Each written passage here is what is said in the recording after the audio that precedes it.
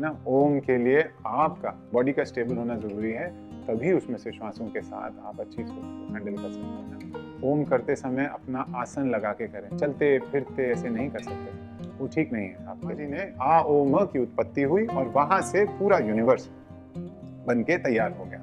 नमस्कार, मेरा नाम गौरव चौहान और मैं आयुष मिनिस्ट्री से सर्टिफाइड योगा प्रोटोकॉल इंस्ट्रक्टर और एक योगा थेरेपिस्ट। आज सेहत की बात में हम एक बड़ा ही इंटरेस्टिंग टॉपिक लेकर आए हैं, ओमकारा। ओम है क्या? ओम कैसे बोला जाए? बहुत सारे तरीके हैं हम ओम को समझते हैं, और ओम की हिस्ट्री क्या है, आखिर ये ओम आया कहाँ से, और ओम को हम जितना समझेंगे क्या वो किसी धर्म से रिलेटेड है, क्या वो बस लिमिट करना चाहिए हमें, इस सब छोटी छोटी बातों को समझकर आज देखते हैं कैसे ओम हमारे जीवन में कैसे बदलाव ला सकता है, पॉजिटिव नेगेटिव सारा समझें। सबसे पहले ओम। ओम है क्या? अगर हम समझें पौराणिक समय से ही या वैदिक काल से, ओम आज का नहीं है। अगर हम ब्रह्मा विष्णु महेश समझें और समझें कि सबसे ऊपर ब्रह्मा है एज अ गॉड, भगवानों की लिस्ट में अगर माना जाए, तो ओम शब्दों का स्पंदन का ब्रह्मा है। ओम सबसे पहला, अगर आप आ ओ और म अगर इंग्लिश में भी समझे, आ ओ म से बना है, हिंदी में भी उसी तरह म आधा है। आ ओ म में अगर बोलेंगे आपकी जीवा कहीं नहीं छू रही है ओम में, तो ये बिगिनिंग कहते हैं कि जैसे बिग बैंग थ्योरी से अगर समझे तो ये सबसे पहले शब्द है आ ओ म। ब्रह्मा जी ने अगर हम समझे हमारे हिंदू माइथोलॉजी में, तो ब्रह्मा जी ने आ ओ म की उत्पत्ति हुई और वहां से पूरा यूनिवर्स बन के तैयार हो गया। अब वैदिक काल में ही रहते हैं। वैदिक काल में ओम जैसा हम देखते हैं ओम वैसा नहीं था, अपसाइड डाउन था। ओम आप ऐसा सोचो, पेबल्स जैसे पत्थर होते हैं, उनके ऊपर एक के ऊपर एक के ऊपर एक 3-4 पत्थरों को अगर हम सेट कर दें, उनमें जो बैलेंस है वो है ओमकारा। वो हमारे जीवन में भी बैलेंस लाता है। ये जो पत्थरों की बात की, यही हमारा शरीर है। अब मान लीजिए इस शरीर में अगर आप चक्रों को समझे, मूलाधार चक्र है, स्वादिष्ठान चक्र है, और ऊपर आते आते आपका आग्नेय चक्र है। इन चक्रों को अगर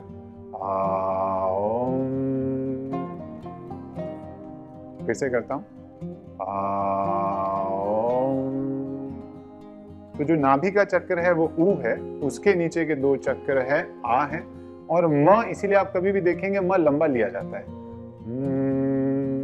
क्योंकि उसमें 3 चक्र, अनाहत, विशुद्धि और आग्नेय चक्र। तो आपके शरीर को भी अब ये समझ लेते हैं। सबसे नीचे है मटीरियलिस्टिक, आप भौतिक चीजों में आपका अगर ध्यान है तो उसके लिए, तो आप ओ को ज्यादा तजव्वु या उसको ज्यादा वैल्यू देंगे, तो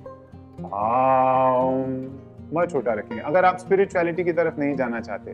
और अगर आप अपनी भौतिक में और स्पिरिचुअलिटी में एक समन्वय, एक बैलेंस लाना चाहते हैं, तो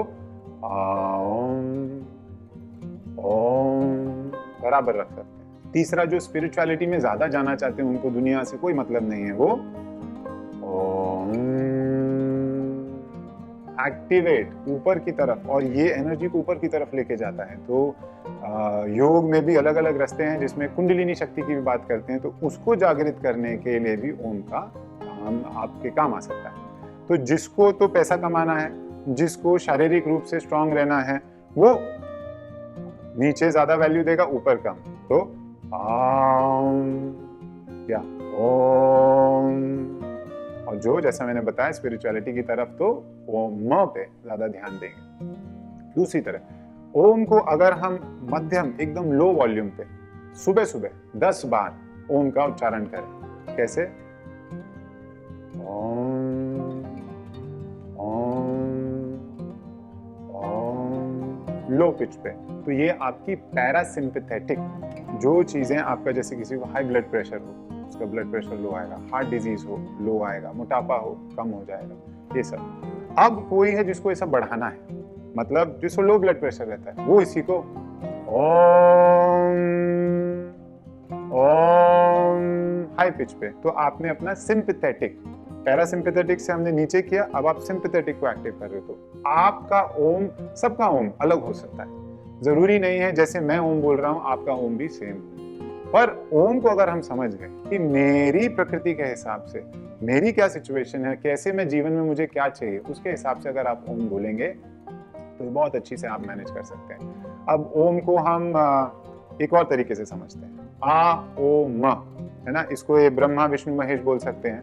तो उत्पत्ति, आप पैदा हुए, और आपका जीवन जितना लंबा चलेगा, ओ, और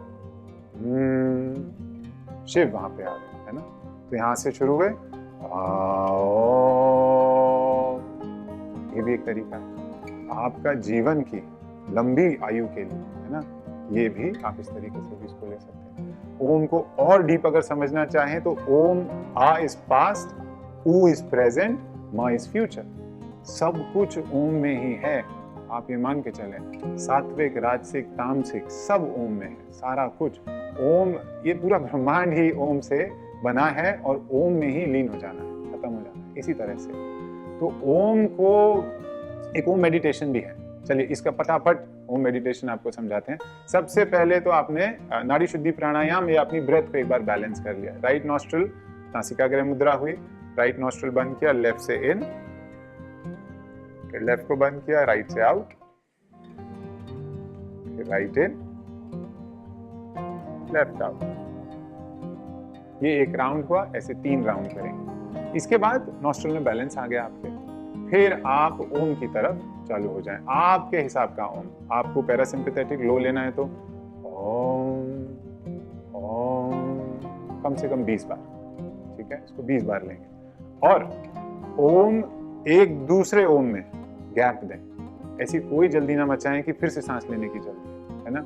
ओम करते समय अपना आसन लगा के करें, चलते फिरते ऐसे नहीं कर सकते, वो ठीक नहीं है आपके लिए। तो और गुस्सा आ रहा हो, ऐसी कोई सिचुएशन आ रही है जब आपको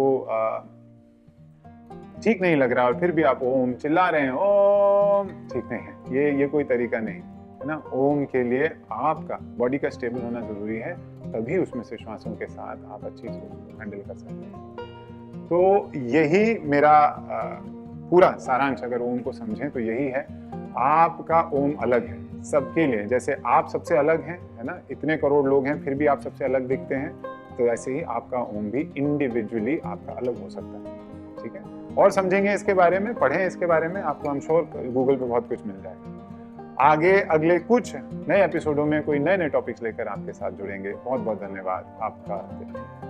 तो आज जो हमने समझा ओम के बारे में, उसी के बारे में अगर आपके कोई सवाल हैं तो अपने नीचे कमेंट बॉक्स में लिखें, we will be happy to answer them, है ना। आप तो हमारे साथ जुड़े और ऐसे ही सेहत की बात में नए टॉपिक्स लेकर आपके साथ हम जुड़ते रहेंगे। बहुत बहुत धन्यवाद, आपका दिन शुभ हो।